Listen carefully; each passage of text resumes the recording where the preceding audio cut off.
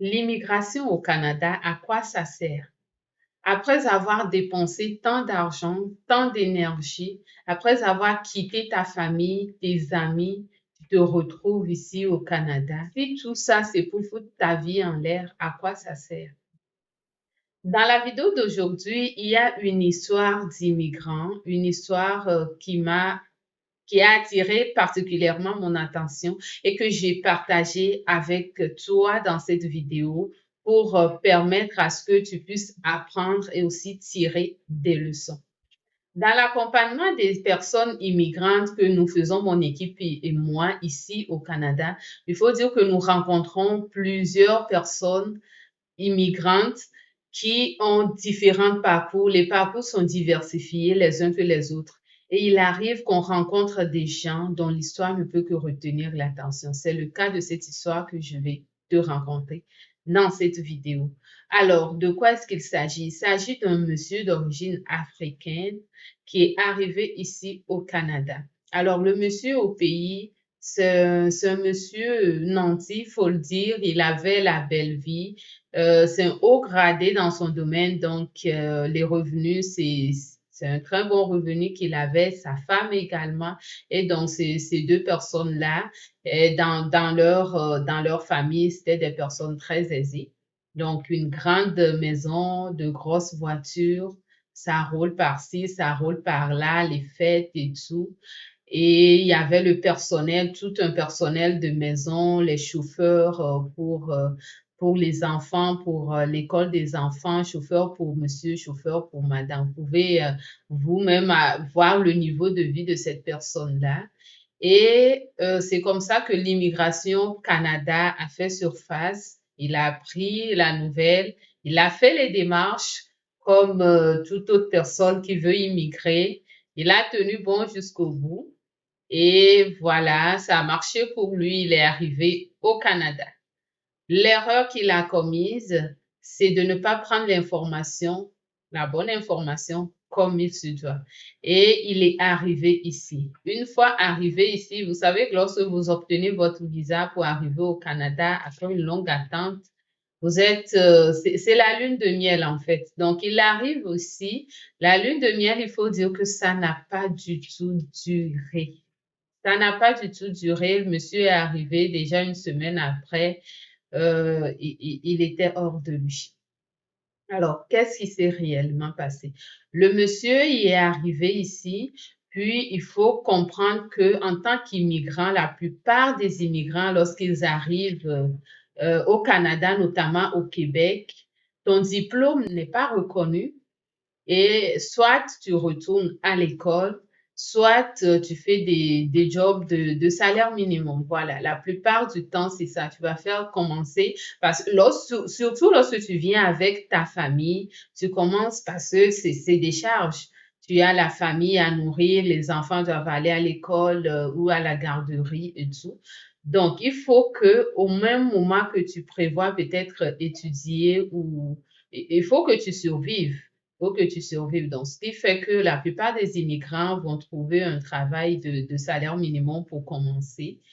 Et c'est comme ça que c'est dans cela que, dans cette réalité, que notre cher monsieur Nancy au pays s'est retrouvé. Et il a commencé son travail de manœuvre. Lui, il avait trouvé un travail de manœuvre dans un entrepôt. Et c'est comme ça qu'il a commencé sa vie au Canada. Sa femme, elle avait trouvé quelque chose aussi au salaire minimum. Et il commençait comme ça. Sauf que vous comprenez que avoir une vie de nanti et tomber dans un pays où tu ne connais personne, pratiquement personne, et tu n'as plus de chauffeur, tu n'as plus de cuisinier, tu n'as plus de personnel de maison, il n'y a plus rien de tout ça. Tu es tout seul avec ta femme et ta femme aussi, elle se bat, toi aussi, tu te bats. Donc, la vie, ça change complètement. Et c'est comme ça que notre monsieur, il a failli perdre la tête. Et il voulait rentrer, il voulait retourner chez lui au pays parce qu'il ne pouvait pas s'imaginer qu'une fois arrivé au Canada, il se retrouve dans une telle situation. Lui qui est un boss au pays, lui qui était respecté par tout le monde, lui à qui les chauffeurs couraient pour ouvrir la porte pour qu'il puisse sortir de son véhicule. Voilà dans quoi il s'est retrouvé. Alors, il voulait rentrer, puis il faut dire que sa femme, elle a beaucoup soutenu dans ces moments difficiles. Elle était un peu plus susceptible de supporter la réalité canadienne. Et c'est comme ça que cette femme-là, elle est tombée sur nous. Elle nous a contactés et on a pris la marche avec le monsieur, avec les deux. Et c'est comme ça qu'on les a accompagnés petit à petit jusqu'au bout. Aujourd'hui, le monsieur, heureusement, il s'en sort plutôt bien.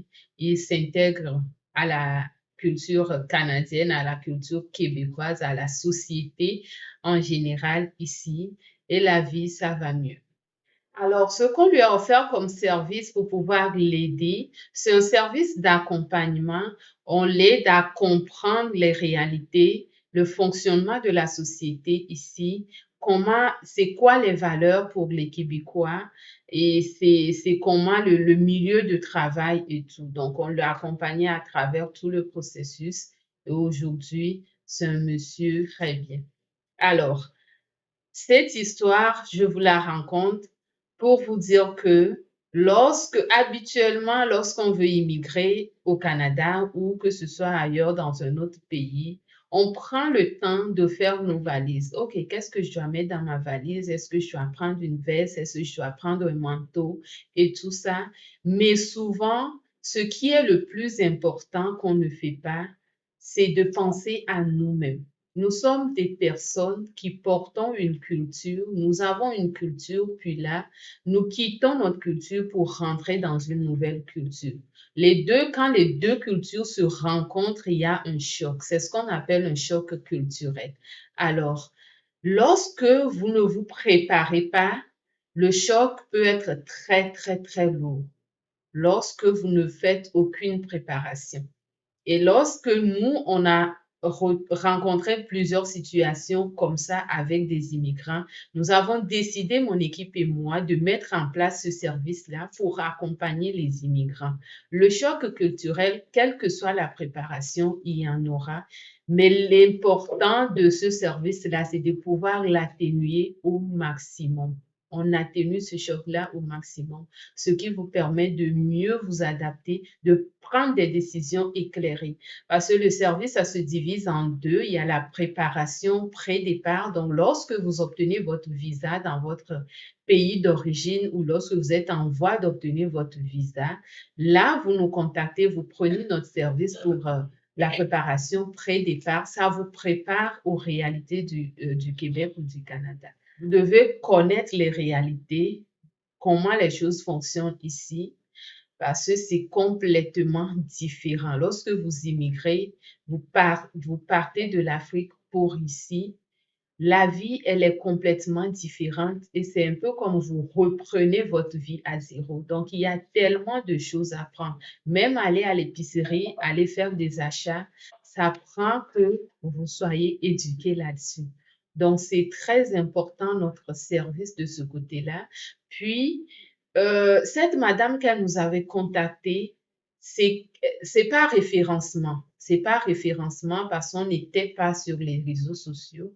Et moi, je me dis que c'est aussi un devoir pour moi de me faire connaître, de faire connaître mon service pour que je puisse aider beaucoup plus de personnes pour que ces personnes-là ne se retrouvent pas dans des situations inadéquates.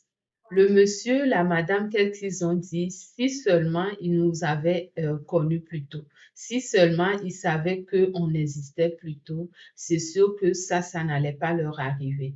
Parce que ce que vous devez comprendre aussi, l'immigration, c'est toute une vie, c'est pour toute une vie en fait.